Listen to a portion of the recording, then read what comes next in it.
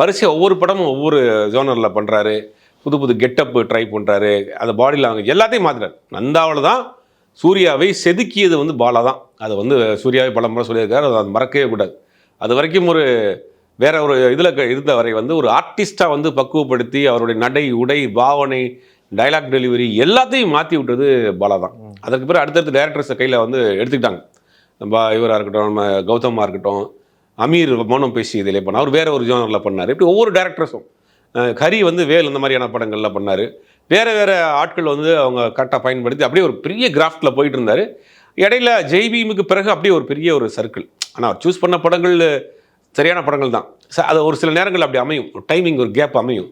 அந்த நேரங்கள் நம்ம என்ன செஞ்சாலுமே தவறாகவே போயிட்டுருக்கும். அப்படி அமைஞ்ச படங்கள்லாம் சமீபத்தில் சில படங்கள் தோல்வி படங்கள், சில படங்கள் கமர்ஷியலாக பெருசாக ட்ரோலாக்கப்பட்ட படங்கள் அந்த மாதிரி மாறிடுச்சு. அது வந்து தப்பு கிடையாது. அது என்னென்னா அது ஒரு எக்ஸ்பீரியன்ஸ்.